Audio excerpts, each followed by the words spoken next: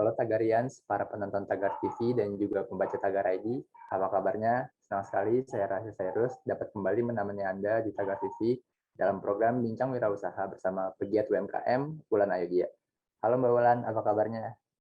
Alhamdulillah, baik Mas Raffi, dan salam sehat semua buat pemirsa Tagarians. Alhamdulillah. Nah, hari ini kita akan berbincang mengenai menjajaki kerjasama usaha bareng teman. Mbak Wulan, bagaimana sih Mbak gambaran dari usaha dengan sistem kerjasama ini? Ya, sebenarnya kalau secara umum ya Mas Raffi, namanya pengertian kerjasama itu, kerjasama usaha khususnya adalah suatu bentuk usaha bersama atau mitra antara dua individu atau dua orang ataupun kelompok yang memang membentuk sebuah unit usaha yang tujuannya itu sama, punya tujuan usaha bersama. Nah, ini akan sangat baik ya kalau kerjasama ini bisa dilakukan secara bahu-membahu sehingga tujuannya bisa lebih cepat tercapai. Nah, kalau soal bentuk gambarannya, bentuk usaha itu, bentuk kerjasamanya itu macam-macam, Mas. Ya, mungkin yang pertama itu bisa bekerja sama, misalnya saya dan Mas Raffi ingin membuat sebuah usaha bersama, terus kita patungan modal, usahanya mungkin kita akan membuat perusahaan yang bergerak di bidang pakaian atau aksesoris atau makanan dan sebagainya. Nah, kita patungan modal, terus kita membuat usaha tersebut dan kita bahu-membahu untuk mencapai tujuannya. Ya mungkin tujuannya adalah usaha itu bisa mendapatkan keuntungan, mungkin brandnya jadi lebih besar dan sebagainya. Itu bentuk umumnya dari sebuah kerjasama usaha. Namun ada bentuk yang lain juga, Mas Raffi ya, dari kerjasama usaha ini. Misalnya saya sudah punya sebuah usaha yang kebetulan sudah berjalan dan berjalannya ini sudah cukup lama dan sudah menguntungkan dan brandnya mungkin sudah lebih dikenal dan Mas Raffi ini ingin kerjasama dengan saya. Bentuknya adalah kita kemitraan atau business opportunity. Mungkin kalau profesionalnya bisa disebut waralaba atau franchise gitu ya. Jadi misalnya saya sudah punya usaha terus saya franchise-kan, nah bentuknya adalah kemitraan atau bisa juga tadi franchise. Nah ini secara bentuk. Nah ada lagi mungkin seperti joint venture, di mana joint venture ini biasanya misalnya saya dan Mas Raffi ingin membuat sebuah usaha yang mungkin cukup besar skalanya atau nggak besar banget sih, tapi lebih profesional gitu ya. Dan kita itu akan join dengan pemodal asing atau pemodal besar. Nah itu bentuknya dari joint venture. Dan kalau bentuk berikutnya bisa jadi seperti merger. Merger itu kalau Mas Raffi sudah punya perusahaan sendiri, saya punya perusahaan sendiri, kita mau lebih efisien, efektif, membesarkan merek bersama, kita meleburkan diri, merger di situ ya. Namun karena ini topik kita adalah kerjasama usaha dengan teman, mungkin skupnya saya lebih kecilkan, biasanya kerjasama di awal atau pemula atau skalanya masuk UMKM itu bentuknya masih berupa kerjasama bisnis biasa, dan mungkin kerjasamanya bisa seperti bisnis opportunity tadi atau kemitraan atau franchise. Jadi kurang lebih gambarannya seperti itu, Mas Raffi. Wah, ternyata harus kita pahami dulu ya Mbak, kerjasama itu apa? Seperti kayak suatu bentuk usaha lebih dari dua orang atau lebih, terus bentuk gambarannya macam-macam, ada franchise, joint venture, ada merger juga. Nah, berbicara masalah sistem kerjasama ini, pasti kan ada kelebihannya nih Mbak. Kira-kira apa kelebihan usaha dengan kerjasama ini Mbak? Ya, kalau kerjasama usaha yang pasti biasanya terfikir itu lebih ringan adalah bagian permodalan. Misalnya kalau saya usaha sendiri pasti membutuhkan modal dari saya sendiri gitu ya, dan lebih besar. Dan kalau misalnya kita kerjasama dengan partner atau teman kita, otomatis bisa pemodalan ini bisa dibagi rata, atau kalau lebih dari dua orang bisa dibagi tiga, bisa dibagi empat. Nah, terus kalau misalnya dalam sebuah kerjasama usaha ini kelebihannya ini kalau partnernya dapatnya cocok gitu ya, itu bahu-membahu, saling bekerja sama, saling melengkapi, itu kemungkinan mencapai tujuan bersama dalam usaha ini akan lebih cepat, akan lebih ringan juga pekerjaannya. Itu kelebihan. Dan kalau juga ada kerugian gitu ya, ini kelebihannya adalah kerugian ini ditanggung bersama. gitu. Jadi kalau kita mengalami kerugian dalam usaha, tidak modal saya sendiri rugi banyak, tapi mungkin bisa ditanggung bersama. Namun kalau dalam ini bentuknya kalau dalam kerjasama bisnis biasa ya. Tapi kalau dalam bisnis opportunity atau seperti waralaba, itu kalau misalnya kita bekerja sama, itu keuntungannya adalah tidak perlu mulai dari awal lagi. Mulai lagi dari mungkin nyari nama, uji coba produk gitu ya, mempersiapkan peralatan yang masih uji coba juga. Nah, kalau kita udah ada bisnis yang sudah jalan sebelumnya, kita nggak perlu mulai dari awal karena semuanya sudah ada ya, sudah berjalan. Dan kemudian kalau mungkin waralaba atau business opportunity namanya sudah lebih dikenal, otomatis kita akan lebih mudah dalam menjual produknya karena namanya sudah punya reputasi atau sudah lebih dikenal oleh konsumen. Nah, selanjutnya adalah kalau kita bekerja sama dalam business opportunity tadi adalah sudah ada sistem biasanya yang mengatur seperti SOP sehingga nggak perlu capek-capek lagi gitu ya bongkar pasang cara segala macam, semua sudah ada sistem dan kita tinggal mengikutinya. Jadi kurang lebih kelebihannya seperti itu, Mas Raffi. Cukup banyak juga ya Mbak, terutama dalam bisnis waralaba ini atau franchise, dari kita nggak usah mulai dari awal lagi, terus lebih mudah dikenal konsumen juga. Tapi Mbak berbicara masalah kelebihan, pastinya ada kekurangan dong. Kira-kira apa kekurangan dari usaha dengan kerjasama ini Mbak? Ya, kekurangannya tentu ada ya di samping kelebihannya. Yang pertama, kalau tadi kita bicara kerugian pertama ditanggung bersama, kali ini kalau punya keuntungan, pastinya tidak bisa menikmati sendiri, alias keuntungannya harus dibagi-bagi. Jadinya jumlah keuntungannya sudah pasti lebih kecil dibanding kita usaha sendiri.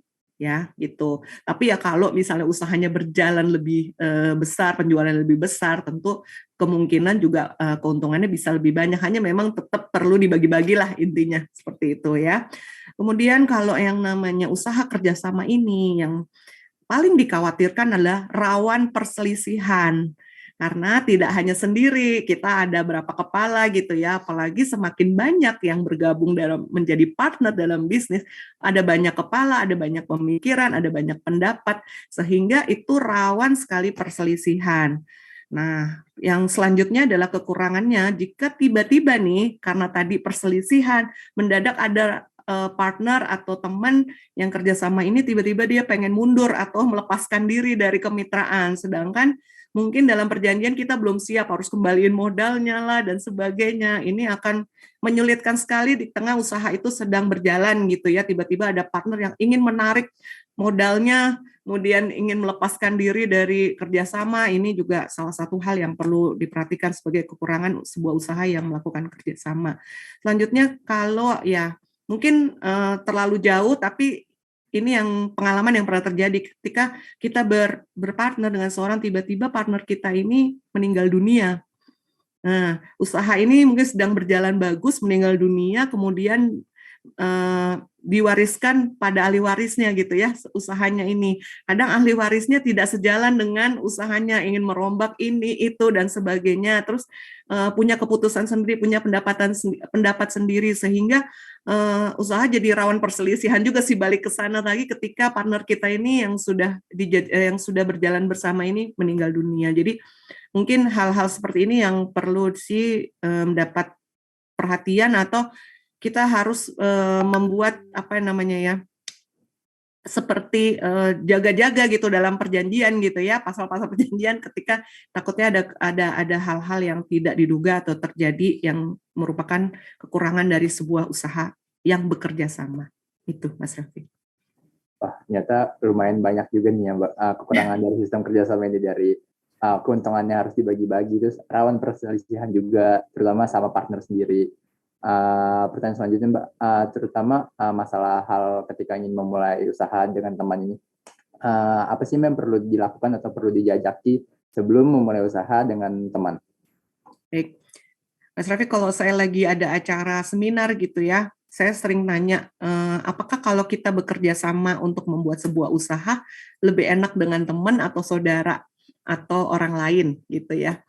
Mungkin lebih banyak menjawab enak dengan teman atau saudara. Karena mungkin kita sudah mengenal teman kita sebelumnya atau saudara kita gitu ya, dibanding orang lain yang baru kenal atau baru mau bekerja sama. Namun perlu diketahui juga bahwa kalau teman walaupun nih kita akrab sehari-hari gitu ya, atau saudara, namun ketika bekerja sama dalam sebuah bisnis itu belum tentu cocok. Walaupun kita sudah berteman lama. Jadi teman lama itu beda dengan teman yang kita akan ajak bekerja sama bisnis. Itu akan rawan juga perselisihan, bahkan hubungan pertemanan ini bisa jadi kurang baik itu gara-gara uang atau gara-gara bisnis. Namun itu bukan menghalangi yang ingin bekerja sama dengan teman atau partner. Namun yang perlu diperhatikan adalah yang pertama adalah visi misi. Jadi kalau membuat usaha harus jelas visinya. Misalnya saya ingin buat usaha untuk menjual makanan sehat, misalnya kayak gitu. Visi saya adalah membuat makanan sehat yang dapat dinikmati seluruh penduduk Indonesia, visi gitu ya. Misinya adalah menyediakan aneka makanan yang memang terancang resepnya juga kemasannya dan juga distribusinya memang sehat dan bisa dijangkau oleh banyak orang. Nah, ketika visi saya adalah membuat makanan sehat, usaha yang membuat makanan sehat, nah partner saya cocok nggak nih? Gitu ya. Jangan-jangan walaupun kita sama-sama suka makan, dia tidak terlalu setuju dengan makanan yang kurang enak jadinya ketika konsep saya atau visi saya adalah membuat makanan sehat yang otomatis biasanya ada rendah gula, rendah lemak gitu-gitu ya. Tapi partner saya, walaupun kita hobi makan sama-sama, teman kita nih belum tentu cocok dengan visi dan misinya. Jadi yang pertama kali visi dan misi itu harus cocok. Yang kedua adalah memiliki atau partner kita atau mencari teman ini yang punya nilai yang sama, mempunyai pandangan nilai yang sama. Seperti apa sih? Contohnya begini, kalau dalam sebuah usaha, saya ini tipenya sukanya usaha yang efisien dan efektif. Segala sesuatu mau biaya, mau apa, saya maunya efisien. Namun ketika saya punya teman yang sama-sama pengen buka usaha makanan sehat nih misalnya tadi contohnya, ternyata dia bilang, enggak, saya lebih suka yang eksklusif. Dapurnya eksklusif. Kalau saya maunya dapurnya sederhana, yang penting bersih gitu. Biaya ini aja dulu modalnya kita sederhana dulu modal yang ada. Terus kita punya dapur yang cukup bersih, kemudian kita bisa mulai dulu. Namun kalau partner saya bilang, enggak dong, kalau usaha jangan tanggung-tanggung, misalnya gitu. Harus bikin dapur yang standarnya standar kitchen internasional misalnya. Itu berarti kan nilai tidak ada yang jelek dari kita kan, saya efisien, dia juga punya pandangan yang bagus, namun tidak punya nilai yang sama atau tidak cocok sih lebih tentunya. Nah ini yang maksudnya saya kalau mencari partner harus dibicarakan sebelumnya apakah nilai-nilai yang kita anut itu sama atau tidak. Selanjutnya punya tujuan yang sama. Nah tujuan yang sama gimana sih selain nilai? Ya tujuan yang sama adalah tujuan saya adalah memberikan makanan sehat dan mungkin tambahannya adalah saya tidak perlu keuntungan yang terlalu besar. Yang penting adalah usaha ini ada untung, namun tidak yang terlalu tinggi seperti itu untungnya, sehingga lebih ke dijangkau oleh banyak lapisan.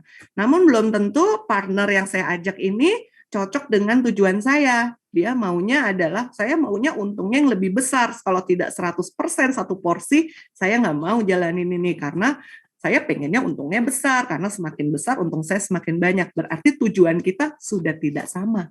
Seperti itu ya. Jadi memang perlu sih penjajakan nih ya, dari awal juga membicarakan selain nilai tadi tujuan. Yang keempat adalah kompetensi. Kompetensi ini apa? Ini adalah partner yang kerjasama usaha memang sama-sama terlibat di dalam operasional usaha. Contoh, saya misalnya jago masak gitu ya, misalnya gitu ya, saya jago masak, partner saya ini jago manajemen misalnya, atau pemasaran, marketing gitu. Nah, sebenarnya kalau kita bekerja sama dengan baik, ini akan saling bahu-membahu, bagus sekali. Berarti kalau yang kurangnya kita tinggal cari orang keuangan atau apa. Namun kalau kompetensinya nggak sama dalam sebuah usaha itu akan repot juga ya. Misalnya ternyata ada yang mau bergabung tapi mungkin dia bidangnya adalah konstruksi, sebenarnya kompetensi dia adalah konstruksi bangunan. Cuma dia suka makan aja gitu. Memang untuk modal bisa, namun ketika kita harus bahu-membahu dalam sebuah usaha dan membutuhkan keterampilan atau keahlian dari partner kita, nah ini penting sekali untuk melakukan penjajakan apakah kompetensinya itu dibutuhkan dalam usaha yang akan dibangun ini.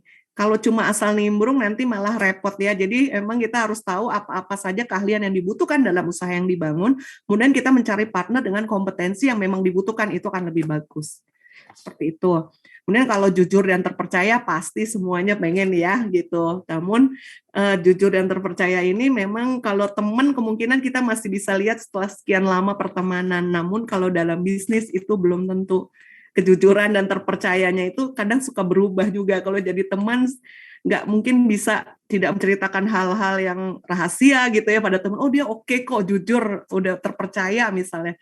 Nggak pernah ngambil. Tapi kalau dalam bisnis itu kadang-kadang ada hal abu-abu yang perlu diperhatikan, misalnya mungkin tidak mengambil uang, namun ketika membagi keuntungan rasanya di situ ada perdebatan, yang satu pengennya lebih besar atau satu lebih kecil. Nah, kadang-kadang ini bukan berhubungan dengan kejujuran ya, tapi kadang fairnya ini istilahnya kalau bahasa Indonesia ya fair lah istilahnya gitu ya, bahwa tidak pengambilan keuntungan yang memang direncanakan dari awal tuh tidak sesuai, maunya lebih besar, ego mungkin lebih besar gitu ya, sehingga kadang jujur aja tidak cukup, namun ada tambahannya perlu ada penjajakan. Ketika jujur dalam bisnis atau kepercayaan dalam bisnis itu bagus, itu akan lebih menunjang bisnis kita. Dan yang paling penting nih, yang terakhir nih, yang perlu diperhatikan adalah tidak perlu semua itu orang yang sangat hebat dan pintar yang bekerja sama dalam bisnis. Namun buat saya partner atau teman yang menjadi bisnis itu yang paling bagus adalah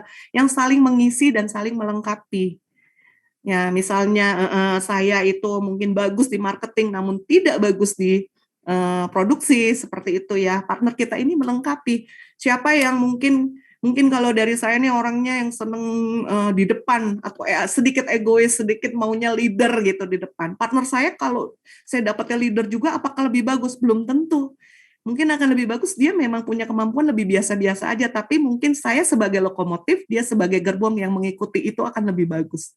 Itu jadi saling mengisi. Jadi yang perlu diperhatikan adalah itu. Ketika orang hebat tergabung dalam sebuah usaha, belum tentu usahanya sukses loh.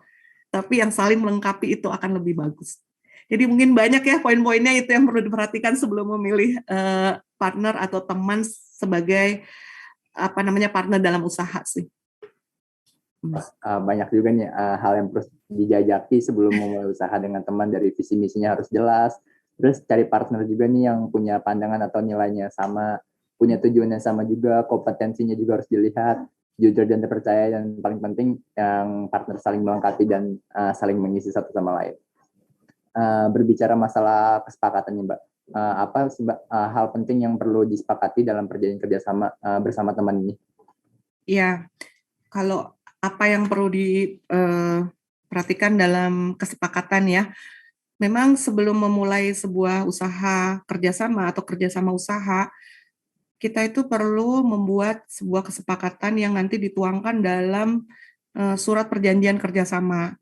Seperti itu. Nah, yang perlu diperhatikan sebelum membuat surat kerjasama ini adalah, yang pertama adalah pihak-pihak yang tergabung, siapa saja itu, yang memang kadang terutama yang menyediakan modal dan sebagainya gitu, itu tuh siapa-siapa aja. Dan ketika sudah jelas ada pihak 1, 2, 3, atau 4 yang bekerja sama, itu yang perlu dituangkan dalam surat perjanjian kerjasama tadi, pihak-pihaknya nomor 1. Yang kedua adalah jumlah modal yang disetor. Kalau membuat kesepakatan dari awal sudah tahu ya. Sedangkan modal ini tidak selalu uang sih kadang-kadang Mas Raffi. Kadang modal ini selain uang, mungkin saya punya link networking, jaringan pemasaran, itu juga perlu dihitung. Dan itu merupakan sebuah modal juga gitu ya. Nah, selain itu saya punya kompetensi, itu bisa dibilang itu modal saya juga. Nah, selain itu mungkin saya punya tempat usaha yang memang boleh dipakai, saya punya rumah yang boleh dipakai, itu kan masuknya modal juga, bukan uang, namun adalah modal yang memang dijadikan salah satu kebutuhan dalam usaha. Nah, itu perlu juga dicantumkan. Nah, nanti tidak hanya modal yang berupa uang, namun modal-modal yang lain ya, yang memang dibutuhkan dalam usaha itu dituliskan dalam sebuah perjanjian. Nanti pada akhirnya itu bisa menentukan tanda kutip seperti saham atau kepemilikan dari usaha tersebut. Seperti itu. Jadi memang harus dihitung dulu semuanya, komposisinya, jadi bisa menghitung persentase modal, walaupun bentuknya kompetensi, rumah, ataupun modal disetor. Setelah itu akan menentukan nanti berapa persen sahamnya A, pihak pertama, pihak kedua, dan pihak ketiga. Nah, ini diskusinya biasanya agak ketat, terutama yang berkaitan dengan networking yang kadang-kadang sering nggak dihargai gitu ya.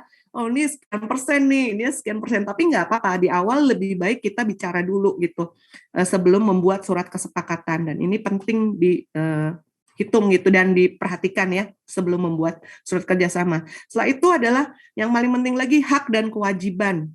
Ini perlu diperhatikan sebelum membuat surat kesepakatan kerjasama. Kenapa? Kadang-kadang nih kita ada dalam sebuah kerjasama itu partner yang aktif atau pasif. Pasif biasanya memang dia punya modal saja, tapi dia udah menyatakan bahwa saya tidak bisa terlibat dalam operasional. Namun saya bisa dalam kontrol aja, kontrol keuangan dan sebagainya. Namun ada partner yang aktif, dia yang masarin, dia yang buat juga. Nah ini yang harus dibicarakan sejak awal, hak dan kewajibannya. Dalam arti adalah kewajiban saya mungkin dalam usaha ini, waktunya saya bisa dalam seminggu sekian hari, tugas saya apa, itu mesti jelas dari awal. Jangan sampai kerjasama aja, tiba-tiba ketika operasional saling mengeluh, wah si ini nih nggak kerja apa-apa, si ini nih kayaknya saya lebih berat deh dibanding dia gitu ya. Nah ini yang sering rawan perselisihan, jadi begini sebenarnya dari awal udah dibicarakan waktunya, pekerjaan kita, sehingga ya kita sudah tahu nanti apa yang mesti dilakukan ketika bekerja sama. Kemudian masalah pembagian keuntungan. So ini yang pasti sih nggak mungkin dilewatin ya kalau dari awal pembagian keuntungan. Nah, pembagian keuntungan ini sebenarnya nggak ada satu hal yang baku yang mengatur, ya ini sesuai kesepakatan aja. Baiknya ya berapa saham yang tadi sudah dihitung ya, kepemilikan yang dihitung mestinya sih bagiannya seperti itu. Namun yang perlu digarisbawahi adalah pembagian keuntungan ini, cara pembagiannya gimana dan waktu yang ditetapkan untuk pembagiannya itu kapan. Jadi seperti misalnya gini, sebelum membagi keuntungan, kita itu sebaiknya keuntungan itu harus dikurangi dulu biaya-biaya seperti biaya operasionalnya mungkin, terus ada pajak dan sebagainya gitu ya. Nah ini harus kurangin, jangan dari omset nanti masuk ada partner yang tidak paham dari awal. Jadi dari omset penjualan, misalnya 1 bulan kita bisa menjual 30 juta, misalnya bagiannya adalah 30%, langsung aja dibagi. Bukan seperti itu. Ya, jadi tahapannya adalah dari penjualan, dihitung dulu keuntungannya berapa, keuntungan kotor, dikurang biaya operasional, baru jadi keuntungan bersih. Nah, dari keuntungan bersih ini, mesti dialokasikan dulu. Yang pertama, kan usaha ini pengen berkembang. Jadi otomatis dia harus menyediakan dana, sejumlah dana yang disisihkan setiap bulan untuk pengembangan usaha. Nah, ini perlu diperhatikan juga. Oh, jadi nanti pembagian yang dibagi itu setelah dipotong dana pengembangan usaha misalnya. Ada dana-dana penyusutan juga, karena kan modal-modal kita itu kan akan menyusut ya, atau perlu penyisian untuk penyusutan dan sebagainya. Ini perlu dibicarakan detail dari awal, sehingga nggak langsung, ayo langsung main bagi, nggak gitu juga. Jadi ada dulu yang disisihkan, dialokasikan, baru dibagi. Dan kesepakatan waktunya juga perlu diketahui nih, apakah nanti pembagiannya itu setiap bulan, setiap 2 bulan, atau setiap 3 bulan gitu ya. Atau memang nanti akan ada kesepakatan lagi bahwa dari keuntungan dimasukkan sekian persen untuk penambahan modal, itu kembali kepada pihak-pihak yang mau bekerja sama dalam usaha. Nah, terus juga jangan lupa juga ketika bicara tentang pembagian keuntungan, harus dibicarakan juga pembagian kerugian. Kalau misalnya usaha ini mengalami kerugian, yang pernah saya alami adalah ketika usaha ini nggak untung, langsung ngambil aset nih pihak-pihaknya nggak mau rugi kan, ya ini punya saya. Nah ini akan terjadi konflik yang lebih panjang. Jadi lebih baik kan yang sebenarnya adalah aset-aset dikumpulkan, kemudian dijual, misalnya kalau mengalami kerugian ya, kemudian dibagi sesuai porsi kepemilikan. Seperti itu, tapi ini bisa dibicarakan sejak awal. Tapi rata-rata sih jarang membicarakan kalau ketika rugi nanti apa yang harus dilakukan. Ini berkaitan juga dengan tadi hak kewajiban dan juga pembagian keuntungan serta kerugian. Nah, ini kalau yang kerjasama usaha bisnis bareng ya. Namun kalau yang perlu diperhatikan untuk bisnis opportunity atau yang kerjasamanya franchise gitu, yang pertama itu yang perlu diperhatikan adalah legalitas dari waralabanya tadi atau business opportunity atau kemitraannya. Kita harus ngecek gitu ya, apakah legalitasnya benar, masih terdaftar dan sebagainya. Yang perlu diperhatikan yang kedua sebelum bersepakat dalam BO ini adalah jejak rekam dari waralaba tersebut. Ya, pernah ada kasus-kasus nggak gitu ya, apa ada kejadian apa, ini perlu diperhatikan. Dan perlu juga sih yang ketiga adalah mencari keterangan dari mitra-mitra yang sudah ada sebelumnya. Apakah baik-baik saja? Biasanya mitra-mitra yang bekerja sama itu lebih jujur sih. Dia akan tahu apa sih kekurangan dan kelebihan dari waralaba tersebut. Sehingga sebelum memutuskan untuk bersepakat dalam kerjasama, kita sudah mempertimbangkan baik buruknya dari hal-hal yang memang kita cari datanya terlebih dahulu tadi. Jadi kurang lebih seperti itu, Mas Raffi. Wah, banyak banget nih Tagarian hal-hal yang perlu disepakati dalam perjanjian ketika kita kerjasama dengan teman dari pihak-pihak yang tergabungnya, jumlah modalnya juga harus kita lihat, hak dan kewajiban, pembagian keuntungan dan kerugian juga, terus terutama buat franchise-nya ada legalitas sama rekam jejaknya juga harus jelas. Boleh dong Mbak membagi tips nih buat para Tagarians yang ingin membuka usaha bareng teman, tips menjajaki kerjasama dalam usaha ini Mbak? Ya. Yang pertama, teman baik itu, tips pertama nih, teman baik belum tentu teman yang cocok untuk bisnis. Ya, itu tips pertama. Jadi tetap walaupun partner kita itu adalah teman baik kita perlu lagi melakukan penjajakan, terutama pada visi misi, nilai yang dianut, tujuan, dan saling melengkapi dalam bisnis, juga kejujuran dalam arti fair dalam hal-hal yang terutama menyangkut pembagian tadi ya, pembagian keuntungan dan kerugian. Di sini jadi perlu sekali lagi untuk melakukan penjajakan walaupun teman itu adalah teman baik kita, supaya tidak terjadi perselisihan di kemudian hari. Yang kedua tipsnya adalah seberapa baiknya teman kita, seberapa percayanya kita pun dengan teman, yang namanya melakukan kerjasama tetap membutuhkan surat perjanjian kerjasama usaha. Dan akan lebih bagus jika perjanjian ini dilegalkan atau legalitasnya melalui akte notaris. Itu tips yang kedua ya. Yang ketiga, ini khusus untuk yang business opportunity atau waralaba, mencari partner atau mitra, diusahakan mencari dulu informasi tentang legalitasnya dan juga rekam jejaknya melalui mitra-mitra yang sudah bekerja sama sebelumnya. Ini saja tips sederhananya. Wah, cukup menginspirasinya teman-teman. Karena teman baik kita belum tentu cocok nih buat jadi rekan bisnis kita juga. Terus juga kita juga nggak boleh lupakan harus adanya surat kerja sama usaha juga, sama mencari informasi tentang legalitas terutama dalam usaha franchise. Ya Mbak Wulan, sebelum kita menutup sesi kita pada kali ini, dipersilakan untuk Mbak Wulan memberikan closing statement-nya. Baiklah. Tagarians, kerjasama usaha bisa diibaratkan seperti sebuah pernikahan. Kerjasama perlu dikukuhkan dalam sebuah akad, ya. Dalam arti adalah surat perjanjian kerjasama usaha.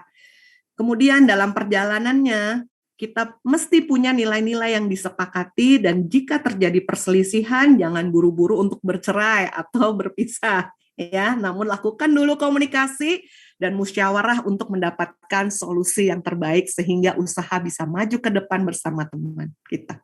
Itu saja. Wah, keren banget nih closing statement dari Mbak Wulan ini tentang pernikahan ada hubungannya juga. Ya, terima kasih Mbak Wulan untuk inspirasinya tentang menjajaki kerjasama usaha bareng teman. Ya, Tagarian, sampai jumpa dalam Bincang Wirausaha bersama Wulan Ayudhya pada Jumat mendatang.